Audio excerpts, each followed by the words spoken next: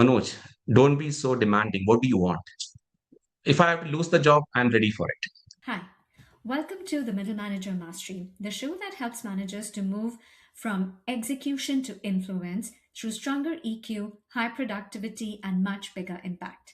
I'm your host, Shruti Raspighi, and each week I sit down with senior corporate leaders, founders, and experts to unpack the tools that move you from being a manager to a leader. Real conversations, honest insights, no fluff. Welcome. Hi, Manoj. So happy to have you. Welcome. Thank you, Shruti. Very happy to be here on this podcast. Thank you for Of, inviting me.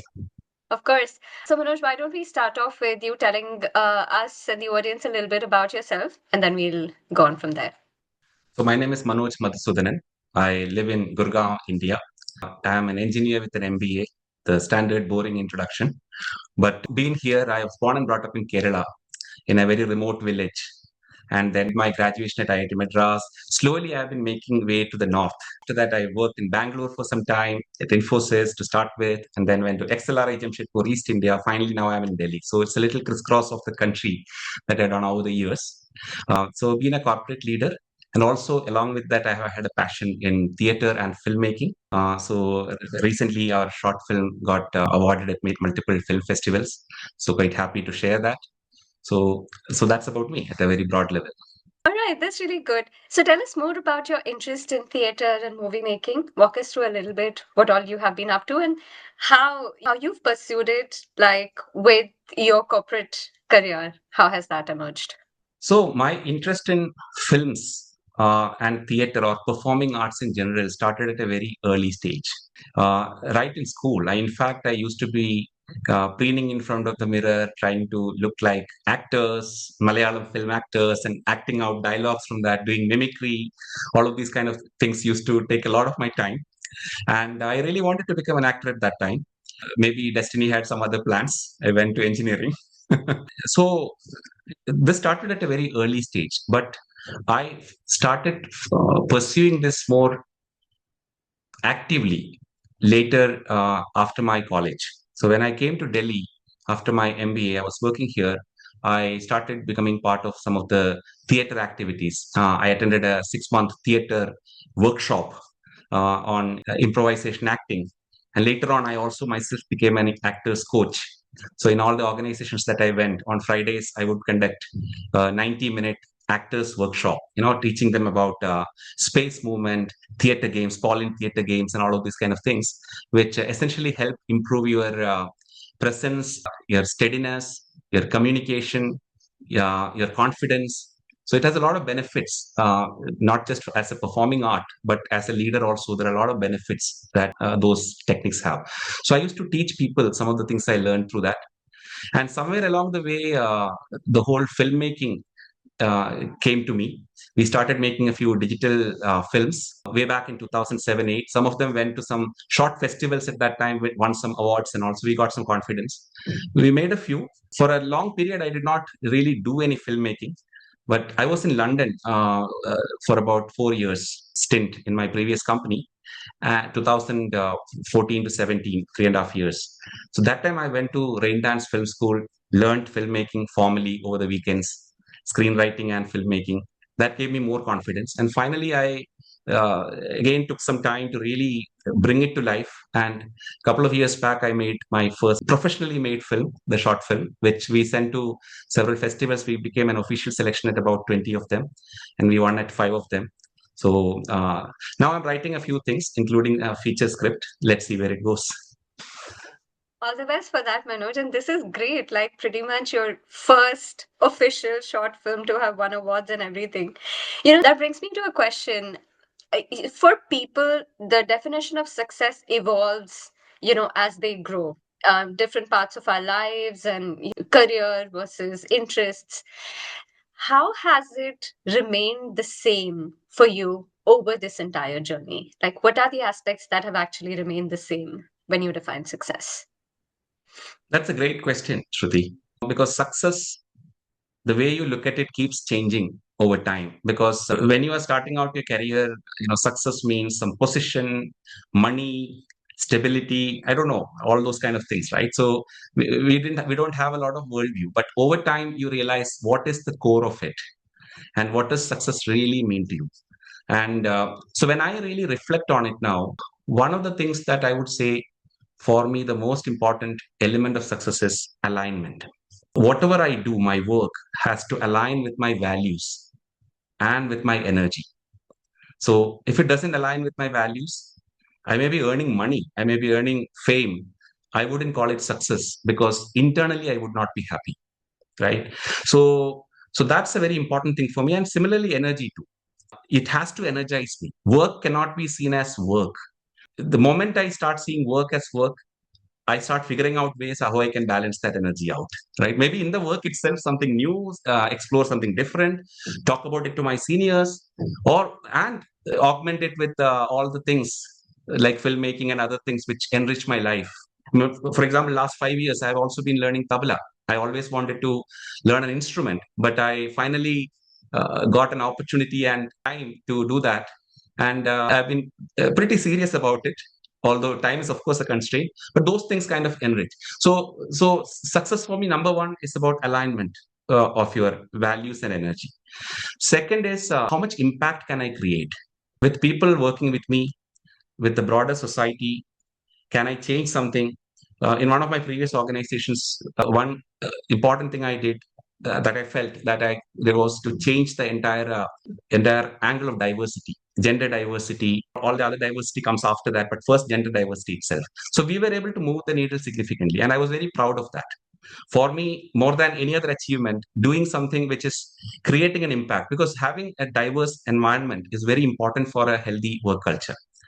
And the organization that I entered had close to 73-74% men and rest women. We were able to move the needle over a 3-4 year period to 63-37, right? So that's a on a large scale that becomes not very easy to do. So focusing on some of those goals to create that impact, I consider that as success, just as an example, right? Third, I would also say integrity. Are you compromising any of your values around integrity in your ladder of success? I cannot. So that has always remained very important for me. Maintaining that integrity, be true to yourself, and I mean, so many examples. I mean, in fact, I had recently posted about one of my early career examples. We were doing a project. It was a research project. Halfway through the project, the client called me and said, "Look, so the project was funded from Europe, and there was a counterpart in India. It was to study the brand perception of this company in India, the global company. So we had to do interviews with CIOs. It looked like it was very visible, the brand. And the Indian counterpart called me and said, "Look, this is a problem because if you tell the headquarters that it's very visible here, they will cut my budget. That will be the end of the road for me and for you. Anyway, it's only you and me know. Your team will not know. Why don't you change the numbers and reduce it a little bit?" And so I persisted. I understood that this is what he wanted. So I persisted. And then he kept on saying in different words. And finally, he asked, "Manoj, don't be so demanding. What do you want?" Right? That was, he crossed a line. So I immediately, the call ended. I spoke to my senior, who was the COO. In fact, I had just joined the organization 6 months before that, early stage of my career. This is like a couple of decades ago, 2004. I called him late at night when after this call happened. If I have to lose the job, I'm ready for it. But thankfully, the organization supported me, and I stayed on with that organization for a very long time. Right. So maintaining your integrity and keeping your you are able to sleep at night peacefully, right? So that has been very important for me as a common thread of how I define success over the years. So these three things: alignment with your values and energy, your impact you are creating, and integrity. These are the three things that I kind of feel remained steady over the years. Very interesting, Manoj. Really like that. And oftentimes I do hear alignment with the values and, being authentic and true to yourself.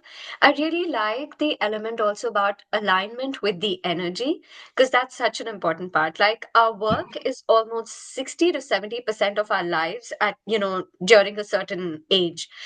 And if we are not able to find energy in that work, and I think that energy comes in a big, big way with how purpose driven, how meaningful do we find it.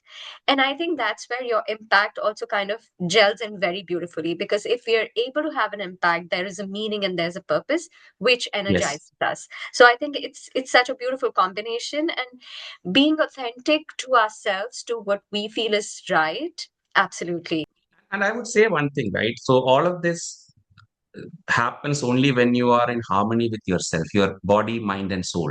One thing that has been a constant throughout this also, that I became more serious with meditation and spirituality elements. A couple of decades. I mean, I was always a temple goer, and used to pray with my parents. I believed in God, all of that, but became more serious about enriching your soul a couple of decades back, and that journey has really helped me also in when you don't know any answers. If you deeply meditate, those answers will come to you, right? So that has helped me also clarify some of these things over the years. You become more mindful also when you start practicing some of these things. Absolutely. And I agree. We can give it any names, like you can call it God, some people call it universal consciousness. Yeah. I really do feel that there are ways that that energy speaks to us, and we all have our own ways. I remember since I was a high school kid, I would sit and talk to God. So we always had this, Mm. small temple in our houses, like typical North Indian Hindu homes. And it's very weird because that's not the way that usually we are taught growing up. God is to pray. But for me, it's a very different relationship that I still continue. And that's almost like an inner dialogue, but I feel that I'm talking to him or the energy, Yeah. and I'm able to get those answers. Like everything just becomes clear. So I Yeah. love that you brought that up, because there will always be times where we need to reflect more deeply, and we want, that connection to sort of guide us, tell us that what is Yeah. right for us at this stage. So Yeah. yeah, thank you. Absolutely. Thank you for bringing that up. It comes to that same thing, alignment, right? Alignment with energy, the universal consciousness, and how you align with that, right? So yeah, absolutely. Absolutely. Yeah. So then that Thank you for tuning in. If something landed for you today, try it this week and tell me how it went. If this episode helped, share it with someone who you think needs it. Leave us a rating so that this show reaches everyone it's meant to reach and it's meant for. Till then, keep building the influence, keep driving the results, and keep having the impact. See you in the next episode.